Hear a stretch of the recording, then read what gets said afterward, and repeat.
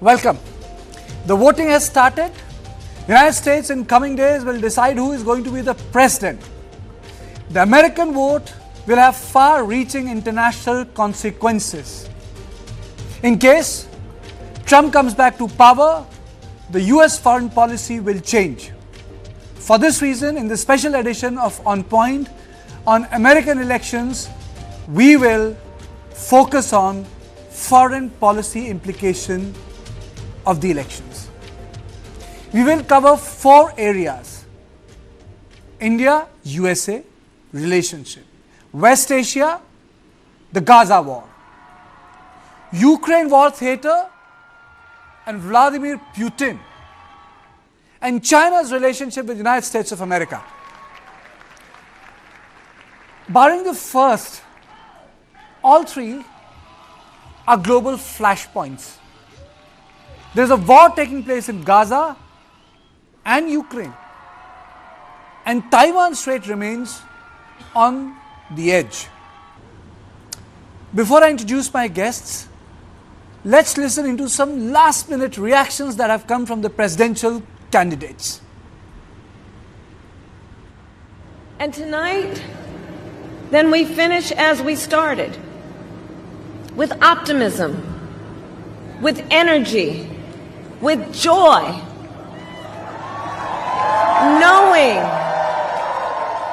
knowing that we, the people, have the power to shape our future, and that we can confront any challenge we face when we do it together. Generations of Americans before us led the fight for freedom. And now, the baton is in our hands. And to everyone who continues to pour so much of yourselves into this campaign as an extension of your love for our country, I thank you for your time, your effort, and the heart you are putting into this. Are we ready to vote?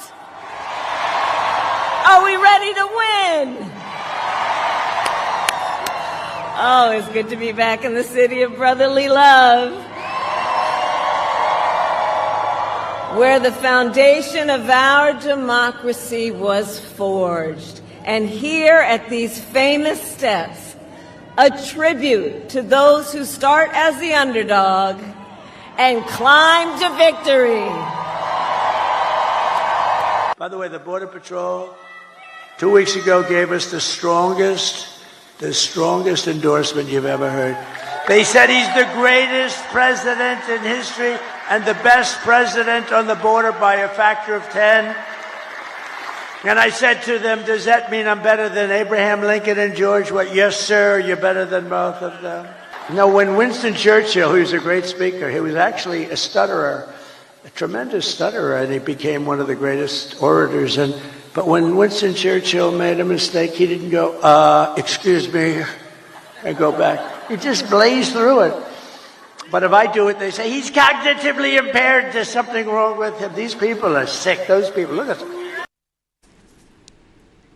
Now let me introduce my panel. I'm joined by Professor Scott Lucas, Professor International Politics, Clinton Institute, University College of Dublin. I'm joined by Sangeeta Ramakrishnan, TSB, National Organizing Leader from Silicon Valley. Hifsa Khanbozai, TV9 Network from Washington, and Arun Ayagri, political strategist and analyst who joins me from New Jersey. I have broadly divided this conversation into 4 parts. The first, as to how the India-America relationship is going to be impacted in case Trump comes back to power. And I'll take this question to Professor Lucas. Do you think that there will be some sort of a tectonic shift when it comes to Trump's second administration vis-a-vis India? I think the answer to that is yes and no. The reason why I say yes and no is because you cannot evaluate Trump as being a politician who works within the U.S. system.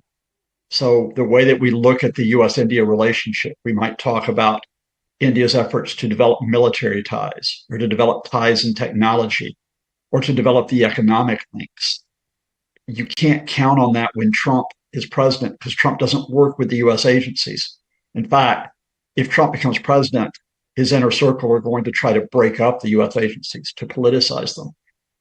But where the shift occurs and where it's significant is where India, as it did in Trump's first term, they'll carry out what's called transactional politics. And that is Donald Trump cares about one thing: what makes Donald Trump look good.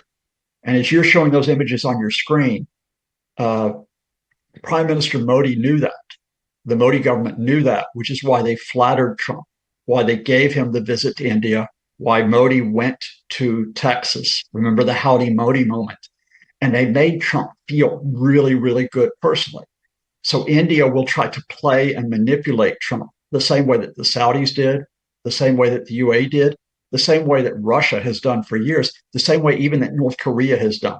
And to the extent that India can manipulate Trump, then it may escape the potential damage of a Trump administration, whether it be the geopolitical chaos that might ensue or the tariffs that he continues to threaten on a daily basis. But despite the fact that he had a warm relationship, but he still had the grouse. He not only said this, which were part of the documents which revealed in which the grudge was there that the tariffs were very high. Even in the campaign, though he said that Prime Minister Modi is a friend, he spoke of the high tariffs in context of India, Professor Lucas. Yeah, absolutely right. And Trump does this. This is why I'm telling you that we can't really predict this shift, because think about what he's done with China. He's put these high tariffs on China. He's threatened even higher tariffs when he comes in, but he says he admires Xi Jinping, that he wants to be a president for life, Xi Jinping. The same thing happens with India, a very different country from China, in that he can threaten the tariffs, he can threaten this economic damage to the U.S.-India relationship, but he can say, I really like that Modi. I really think he's a great person. What the Indian government will have to do is play on that personal relationship to try to say to Trump, do you really want to put tariffs on us? We're your friends. We're the good people. We're not taking American jobs. We're not ripping you off. This is not a president who plays by the rules that academics, diplomats, and journalists have recognized. Okay. Sangeeta Ramakrishnan, to you, do you think that the Trump administration will be better for India or the Harris administration?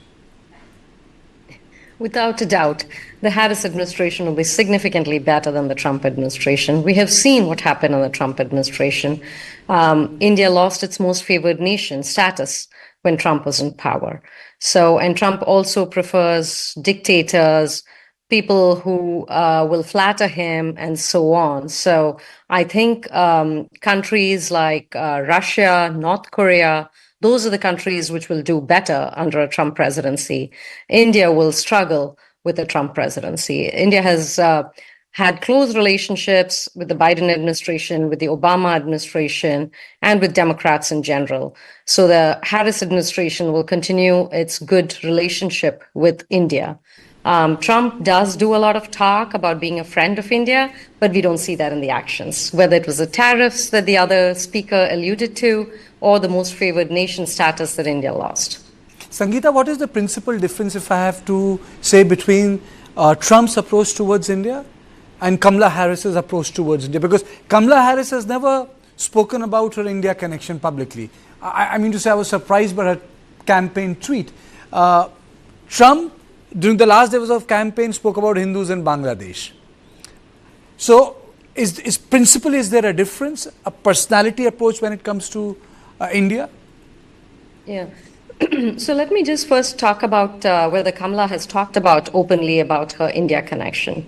She has repeatedly talked about being raised by her mom, who was an immigrant from India, who came to the United States at the age of 19.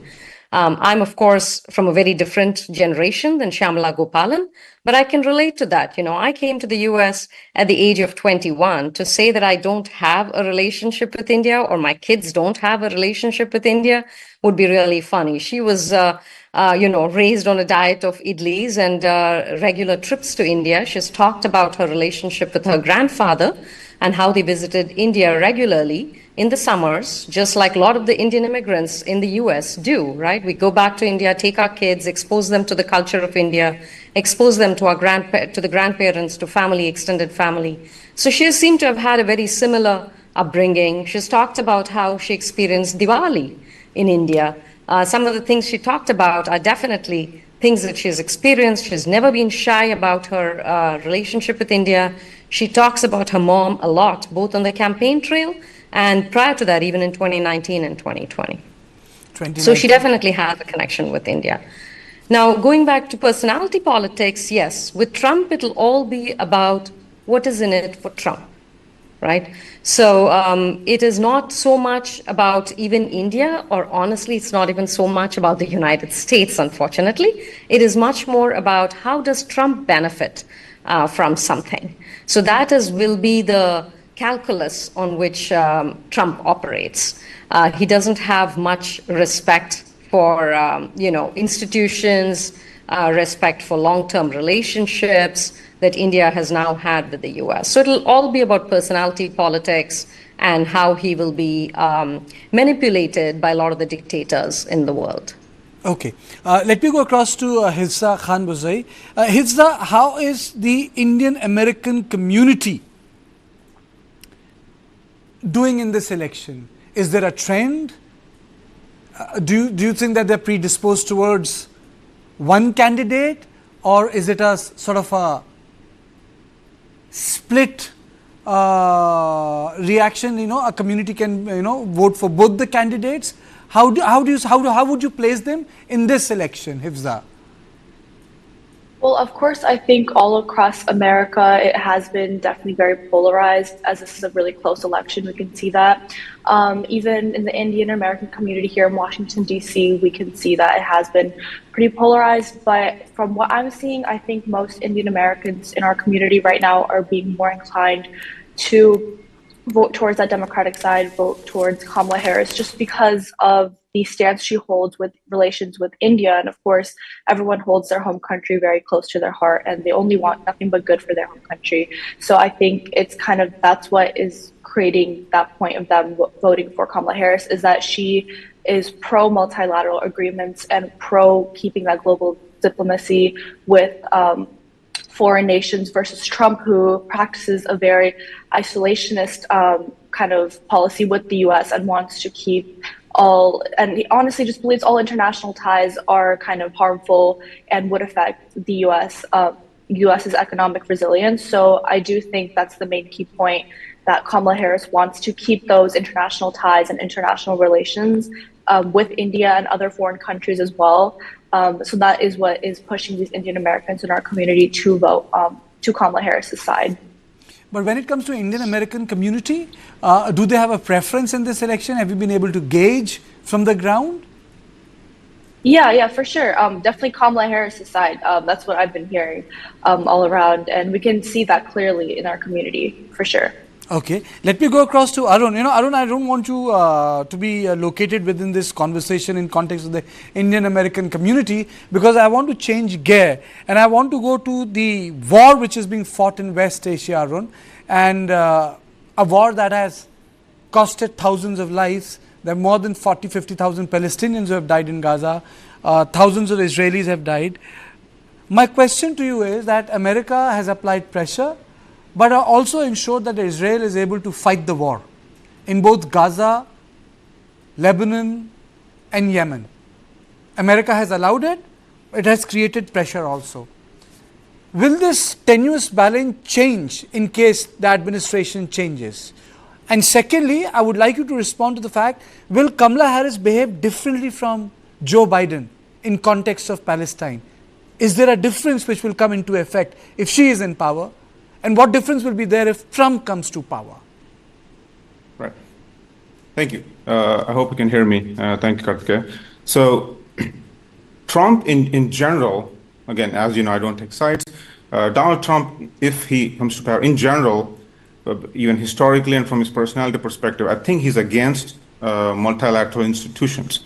I can't say if it's right or wrong, but that's his approach. That's his personality. He's against multilateral institutions. I believe he's also against alliances, just as an extrapolation of what he's done in the past. He's against NATO. He abolished NAFTA. And things like that. So that is his approach in general. So he wants everybody to pay to be in it, right? That's the approach. Coming to the Middle East, the obvious victim of Trump's administration would be Iran, right? So he's vehemently against Iran. He warned them, and coming to Israel. Israel is one of America's top allies. So to be honest, regardless of how they walk this tightrope, the American administration has no option but to support Israel. Sometimes reluctantly, sometimes joyfully. They will have to support Israel. There's no option there. Although Trump is completely pro-Israel, he never spoke in favor of Palestinians. However, I don't remember the exact statement, but Kamala Harris mentioned some pro-Palestine, gave some statements. Although in the same breath, she did support Israel, but she did also give pro-Palestine statements. So I feel both, regardless of who comes to power, they will be supporting Israel, and that has been the trend, and that will go on, number one. Number two, Kamala might be a little more careful and might play a little bit of balancing act, might be in an effort to appeal to her voter base. So yeah, she might do that. And your other question was in general about the wars, right? Yes. So yeah. So what was that part again? See, my question to you was that there is a tenuous balance which America has exercised. Right. There is a pressure on Israel, but they have allowed Israel to fight the war. They have not. Yeah. They have not prevented Israel. In fact, they have helped Israel to defend itself from the twice when the Iranians attacked them. So there is a balance there. So do you think that this balance might shift in case Trump comes to power? Right. There's two ways to look at it, right? One is being explicitly pro-Israel, no matter what. That's one stand. The other stand is to play two ways in supporting Israel. One is play as if, which is true, Israel is a victim, because the October 7th, we all know what happened. Israel is not the one which started it. Israel has been on the receiving end of this. So they could always play that, right? They could always mention that Israel has been a victim of the attacks, and hence in retaliation or in response, Israel is doing what it's supposed to do, and as a result, also because Israel is our ally, we will be supporting. So that is one thing, and the other thing is, if you watch the news lately, Israel and Iran, all these are proxies of Iran anyway. Israel and Iran are on the path to, I will not use the word rapprochement, that's too strong a word, but they are on their peace trajectory, I would think. So overall, yes, and also the other thing is the JCPOA deal, which honestly I think should have passed. Joint Comprehensive Plan of Action. During the time of Obama, he made effort. So I think there's a pathway to that, not immediately because the tensions are too high in the Middle East. So I think once that subsides a little bit, there might be a path depending on how Iran reacts. Actually, the JCPOA is in best interest of both the parties, to be honest, both for peace in the Middle East and also for the United States. Yeah. Okay. So, but as far as Trump is concerned, I don't see any pathway for JCPOA or any handshake with Iran. I think it is completely against Iran. And anyway, and that I think would be a stand even going forward. No conversation on West Asia is complete without Iran. Professor Lucas, Abraham Accords were finalized during Trump's tenure, and the hard action on Iran was taken during the Trump tenure. During the Trump tenure, you had an alliance of the Sunni kingdoms of Saudi Arabia and others, and then you had the Shia axis. Do you think that this cleavage is going to get more pronounced in case Trump comes back to power? I think the situation has been configured because of what is happening on the ground, specifically the Israeli open-ended wars on Gaza and Lebanon. For domestic reasons, you cannot, Saudi Arabia, the UAE, cannot countenance a normalization of relations, what you call the Abrahamic Accords, while that Israeli war continues. What the Trump administration would have to do is they would have to put pressure on Israel to stop the assaults, and then you might get a chance of renewing the attempt to build the relationship between Israel and Gulf states. But as we've just heard, Donald Trump is more likely to give Benjamin Netanyahu a blank check to expand the wars. So that, I think, means that the Trump administration won't be in control of this as long as the attack on Gaza continues in particular. In terms of what happens with Iran, we're into the element of unpredictability. And that is, we know that Donald Trump, of course, as your previous guest talked about, has been hostile to the Islamic Republic, that he withdrew from the nuclear agreement, that he imposed comprehensive sanctions. Yet this is the same Donald Trump who at times, because of his ego, will say, well, if I can only talk to the Iranians, we could have peace. If I could only talk to whoever's in charge. Trump doesn't even know who's in charge, to be honest with you. But whether I could talk to the president, for example, of Iran, we could solve everything. In other words, U.S. policy towards Iran, at least in terms of what Trump is doing, is very, very tough, but it's not consistent. And I think if you have the agencies being politicized, you'll have even more of a chaotic and dangerous U.S. policy, because at some point they could turn to military action against the Iranians. In diplomacy, Professor Lucas, it is said that the interests are permanent. Individuals don't matter, and interests bind the countries together. Do you think that the fact that Trump makes it all about himself makes the foundation of foreign policy even more shaky? It rips up the playbook.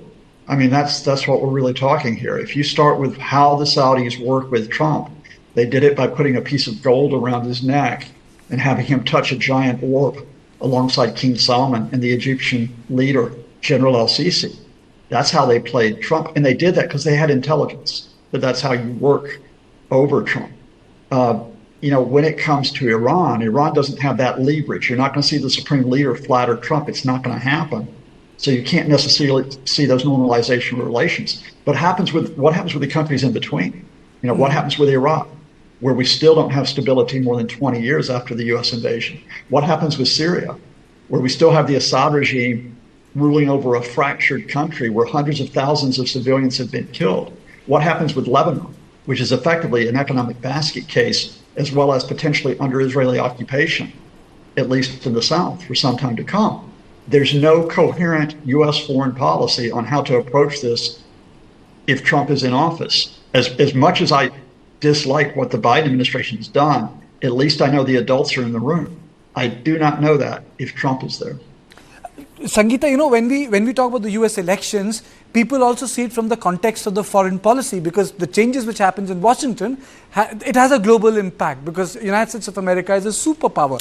But how much that foreign policy content or component is part of the domestic politics? How much difference has this made in your elections in the United States of America, apart from the boys being in the war theater? Yeah. So I think, it's definitely all of the above are taken into account by voters for sure. But currently I've been in Pennsylvania, a battleground swing state, for the last 10 days. And I see a vast majority of the Indian American community here absolutely supporting Kamala Harris. Do they agree with every policy of hers? Not necessarily, but they do see that for vast majority of policies, they absolutely prefer her. And when it comes to character of the leader, the stability, adult in the room kind of topics, they absolutely prefer Kamala Harris, right? So there's definitely some misinformation going on, which may cause some folks to prefer Trump, but the vast majority of the Indian American population, I think various polls have shown it's upwards of 70%, 70, 75%, maybe up to 80%, of folks from with origins in India absolutely support Kamala Harris. People do take foreign policy account, do worry about our families, extended families in India and so on. But we also do care about reproductive rights in the U.S. I'm sure many of your members are familiar with Dr. Savita, who died in Ireland because of the abortion ban. She wanted to actually have, she and her husband really wanted to have this baby. But then because Ireland bans abortions except for the case of life of mother, and then still she died because physicians are very nervous about what care to provide and when, till proven that the person is about to die. So by the time the care was provided, it was too late for her. She died. And I don't know how many of your audience members may know, but Ireland, in fact, overturned its abortion ban thanks to Dr. Savita, who had to give her life for this. And not only did she die, her husband lost a wife, her parents lost a daughter. This same thing could be coming to Texas, to Georgia. And if Trump and the Republican administration does what they want, they would love to have a nationwide abortion Sangeeta, ban. South We already Asian- have abortion bans in the US. So Indian community. Sorry, I'm does worry butting in. about that. I really need to ask you this. I really need to ask this question. South Asian countries or nations who had undergone colonial experiences had produced women prime ministers and presidents. From Sri Lanka to India to Pakistan to Bangladesh. I mean to say, even Myanmar for some time, Aung San Suu Kyi was there. Is America ready for a woman president? I never thought growing up in India, woman premier was an issue, or chief minister or woman chief minister was an issue. It was pretty normal to me. But as I grew up, I realized that the biggest democracy in the world and the most powerful country has not elected a woman president because it's an issue. Do you think is America ready for a woman president? I'm just setting aside the other components of the debate right now. And why hasn't that been possible? You're absolutely right. I think the country is absolutely ready. Kamala Harris is absolutely ready to lead the country. I was at her closing rally yesterday in Philadelphia. I think you have some, graphics and visuals from there too. I believe the energy is electric. I think we're ready to elect her. I don't believe people want to elect her just because of gender, and that's right. We need to elect the right leader, irrespective of gender or race or ethnicity. But I believe the country is absolutely ready. To your point, the U.S. equivalent is governorships. We now have a lot of governors who are women, including Michigan has a female governor, right? So there are lots of governors who are now represented by women. And now I think the country is ready, and I think in less than 24 hours, we will elect our first female president of the United States. Hifza, your comments on it, an educated society, an urbanized society, it's never elected a woman president. Countries outside United States of America undergone colonial experience. They had women prime minister, women chief ministers, women governor, women president. Our president is a woman. Our finance minister is a woman. The tallest leader of Indian opposition is a woman, Sonia Gandhi. Another woman who is calling the shots in opposition is Mamata Banerjee. She is a woman. So we have a lot of women politicians. Yeah, we've had Speaker Pelosi. She was the first female speaker of the U.S., and that was a woman. That was only in the last decade that had happened. So yes, I think the continuation of women's rise in leadership roles in the U.S. is continuing, and this ultimate glass ceiling is going to be fractured. I'm quite confident that we are going to have one. Yes, it is sad Sangeeta, that we've the proof of the one. pudding is in eating it, The proof of the pudding is in 100%. eating it. Yes, Hifza, your comment, I would like you to come in quickly. Okay, Hifza, before I come to you, and before I continue with this broadcast, let me announce this to my viewers that we have a very special guest right now with me. And when I say very special guest, yes, I'm talking about Ambassador John Bolton, the former National Security Advisor to the President Donald Trump. He served as United States Ambassador to the United Nations from 2005 to 2006. He has spent many years of his career in public service and held high-level positions in the administration of the Presidents Ronald Reagan, George H.W. Bush, and George W. Bush. apart from writing a book which has been a bestseller. Thank you so much, sir, for joining me. And let me straight away ask you, sir, if Donald Trump, sir, comes back, will it change the shape of American foreign policy?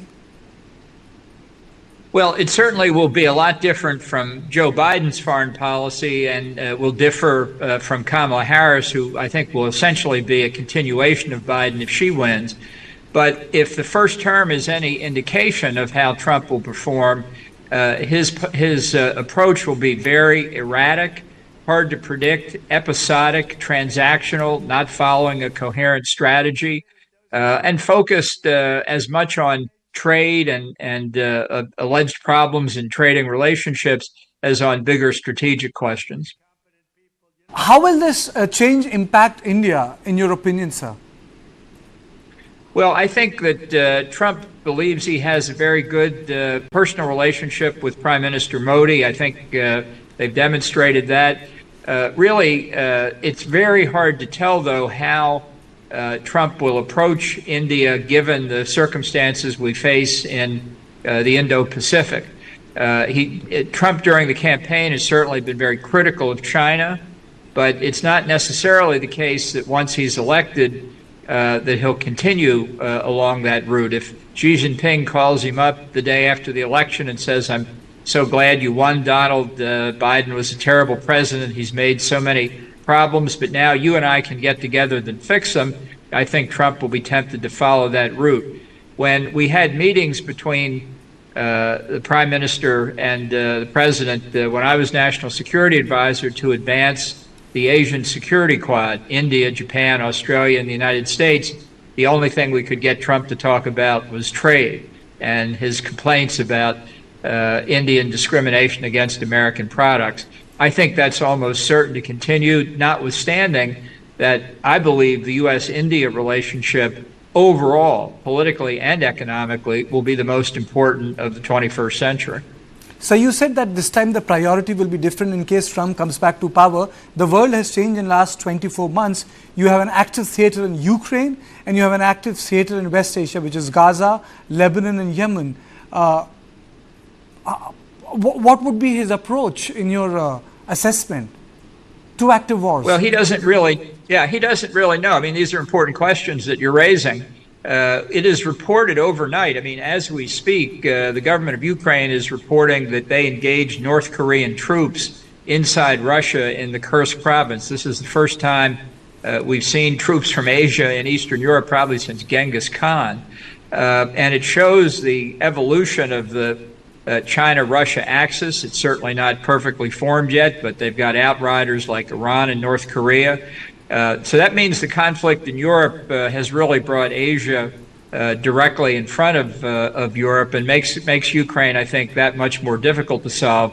In the Middle East, as you rightly say, this is a very serious situation, basically an assault by Iran on Israel, but through a strategy that could be applied to the Arab states as well. And we know China threatens now not just Taiwan in the East China Sea, but has recently made incursions into Japanese airspace and the Japanese maritime domain. In the South China Sea, I think you're probably very familiar with, notwithstanding the recent agreement between India and China about the line of actual control between the two countries. I think there's a danger and risk all along China's periphery. So there used to be an old saying that when American economy sneezes, the global economy catches pneumonia. So when the American state retracts from the global affairs, what happens, sir? Well, I'm very worried that that the chances for global anarchy increase. It's very helpful to the United States to have a strong international presence. International trade depends on a certain level of stability, and when the United States and its friends and all of us who believe in freedom of the seas and open markets, as we called it during the Trump administration, we want a free and open Indo-Pacific.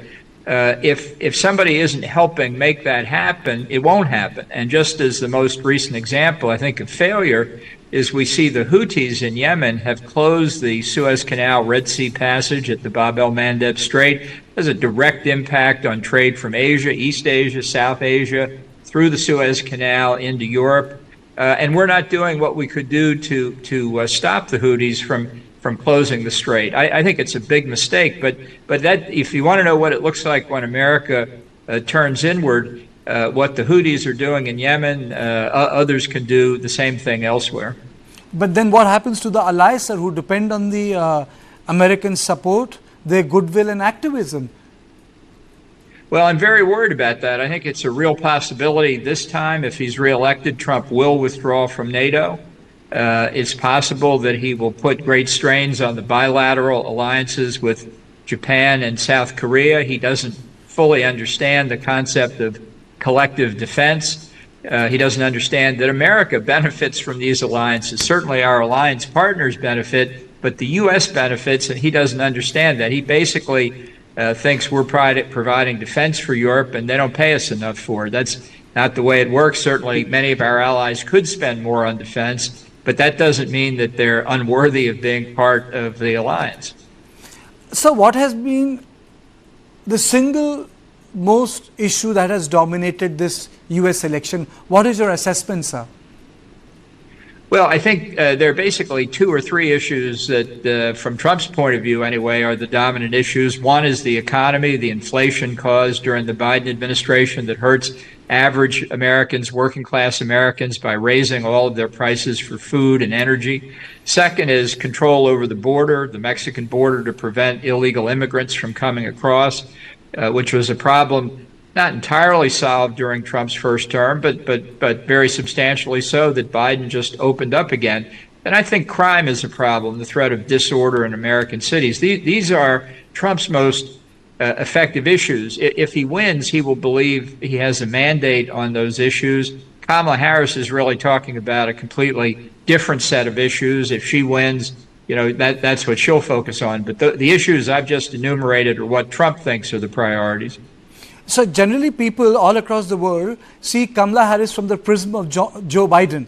Do you think that she can depart from Biden's foreign policies? Well, that's a question that we can't answer at this point, although I know everybody's asking it. My prediction, for what it's worth, would be, because she came into the vice presidency with very little foreign policy experience, what she has learned and the way problems have been analyzed, she's picked up essentially from sitting through National Security Council meetings, getting intelligence briefings, meeting with many foreign leaders. So based on what we know, I think the most likely direction would be, for a substantial period of time, a year and a half, her policy will look a lot like Biden's policy. But she will have her own team of advisors. The situation in the world will change. New threats and challenges will emerge. And she will get more comfortable making decisions involving key politico-military issues, so that, you know, at some point her policy may diverge from Biden's. But, you know, Biden's policy might have evolved too if he had gotten a second term. So is America ready for a woman president, sir? Yeah, I don't think this is really a hard question. I don't know whether Harris will win or Trump will win. I don't think anybody knows at the moment. But I think America was ready before this. I don't think Hillary Clinton lost because she was a woman. I think she lost because she offered very unappealing policies to people. And I don't think this will be another setback or anything that makes it look like a female couldn't win. You know, Nikki Haley ran a very respectable campaign for the Republican nomination. She, like everybody else, was defeated by Trump, but it's only a matter of time when it happens now. So a lot of people are amazed at the way the political middle ground in America has collapsed. What are your thoughts on that?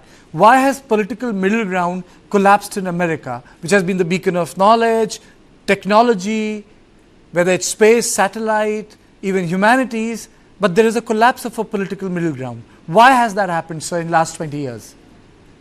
Well, I think there has been a polarization in America. There's no doubt about it. But we've gone through this cycle on many occasions. And while the country is divided politically, this is nothing even vaguely approximating what happened in 1860, 61 when a civil war broke out.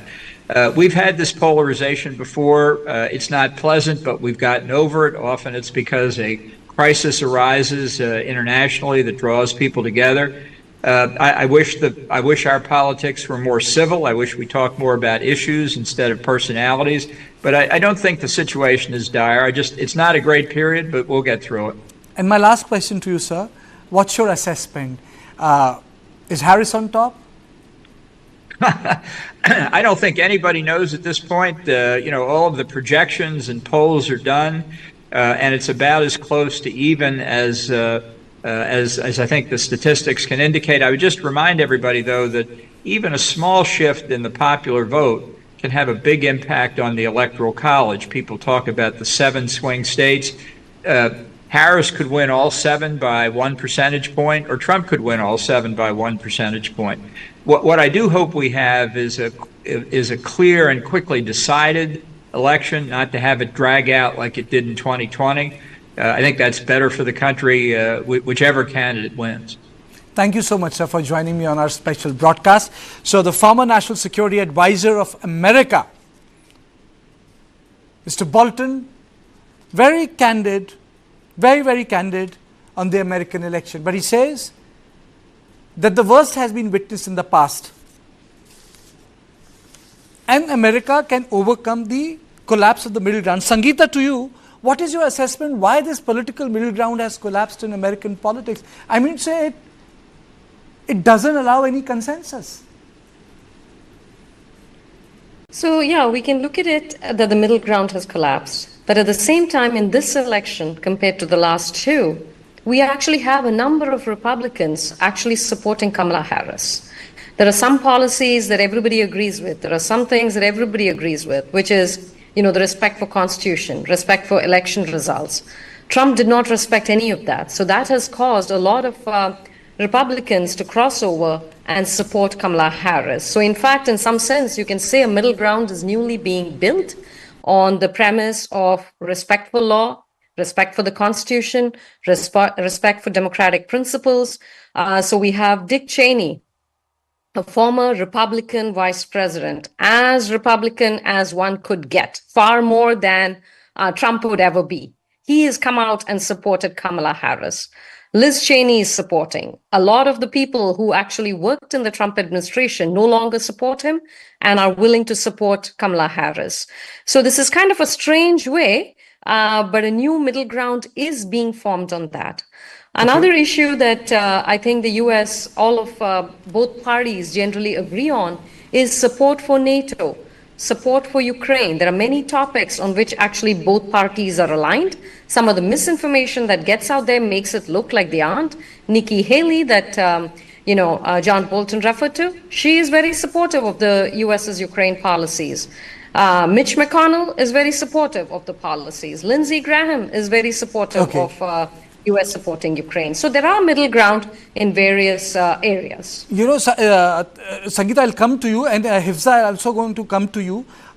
Professor Lucas, if you recall, in his first tenure, when Trump became the president, it was dominated by news from Russia, that the elections were manipulated, and he was in, there was a concerted effort on part of Russia to see Trump as the president of the United States of America. Do you think that those questions could resurface again in case he's back? The fact of the matter is that Russia did intervene in the 2016 election. They did commit criminal acts, such as hacking emails, especially the Democratic National Committee. They then got those emails out into the U.S. media using WikiLeaks. And the Trump campaign cooperated with them all the way on that. That's established in the Mueller report. It's established in the Senate Intelligence Committee report. The fact that Trump never faced accountability for that was because his Attorney General, William Barr, protected him. And Russia has not stopped interfering in U.S. elections. We have had multiple reports from the FBI in the last few days about Russian disinformation projects, about Russian propaganda operations, about Russians' attempts to manipulate minds, if you will, in terms of what they're doing. And the Trump campaign knows that is occurring. In terms of what happens in geopolitics, and this follows on from that very interesting interview we had with John Bolton, is that shatters some of the assumptions of U.S. foreign policy since the end of World War II.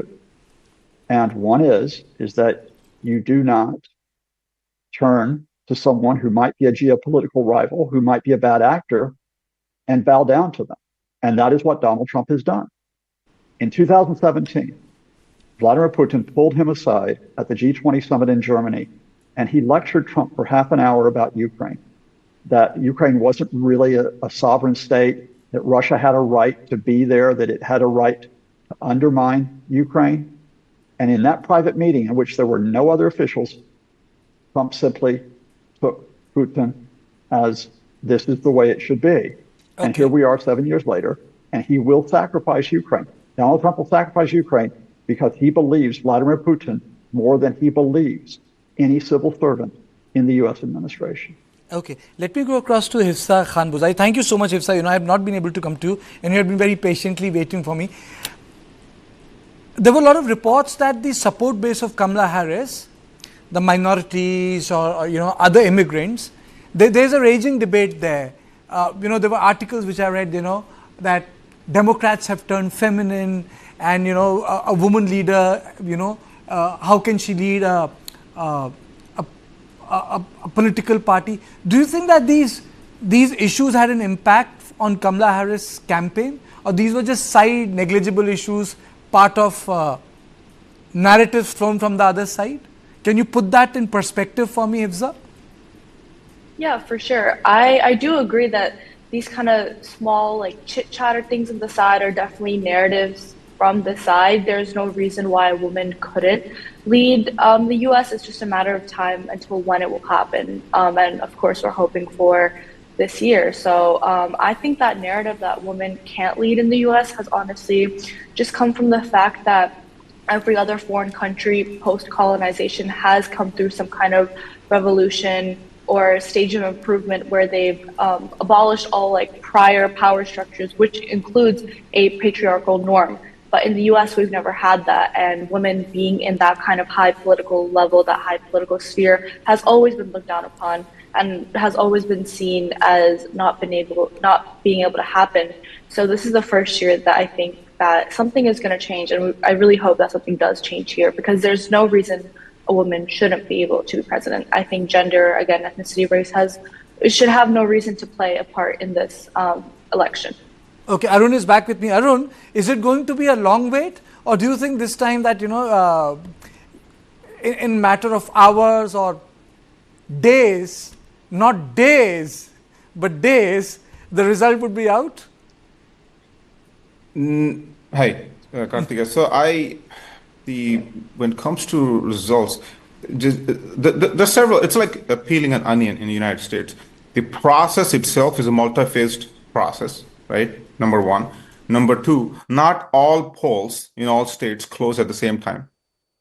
Number three, there's several time zones, at least 6 time zones, right?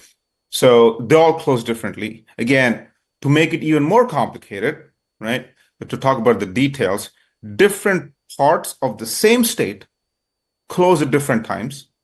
Again, to make it even more complicated, some states, regardless of the size, some states have multiple time zones.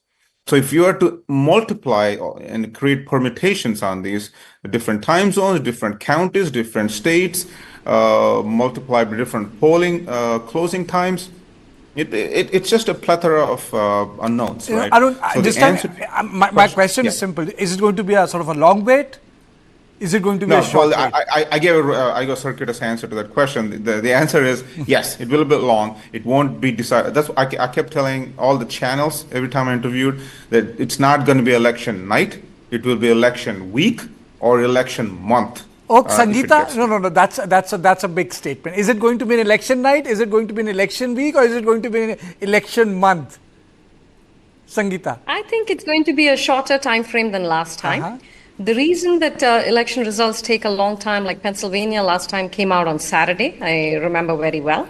This time it's going to be a bit faster than that because the counties have added more equipment to process their mail-in ballot. The only reason it took long is because the Republican legislature in Pennsylvania didn't allow for mail-in ballots to be counted sooner. Most other states allow them to be started counting earlier versus Pennsylvania did not allow that.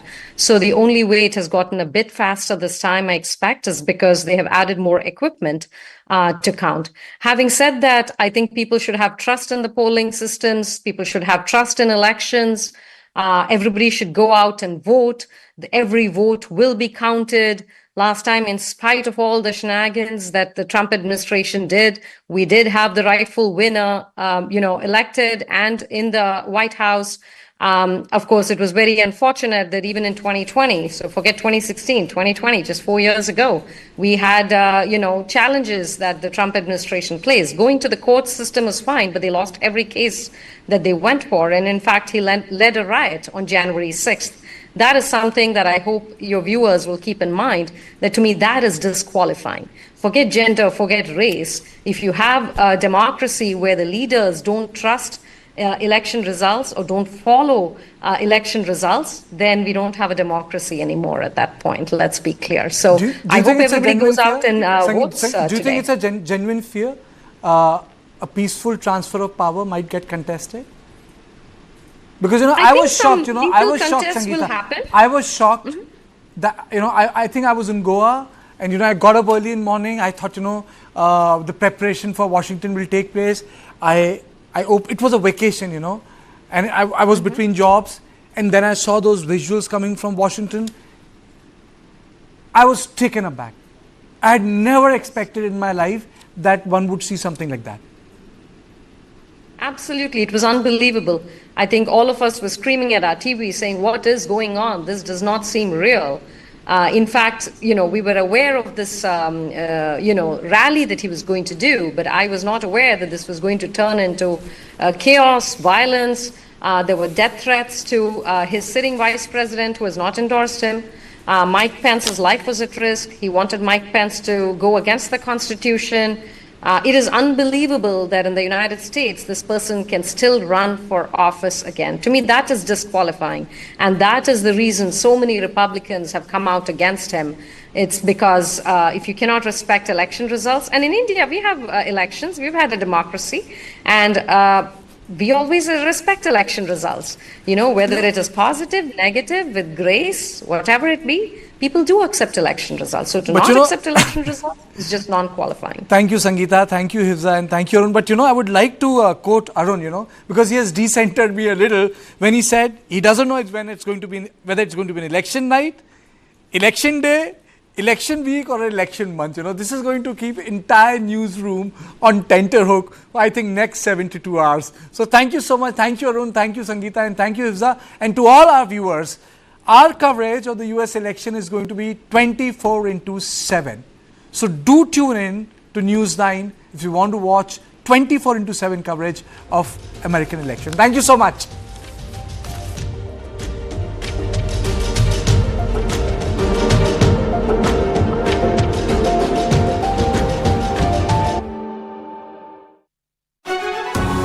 The most admired cricket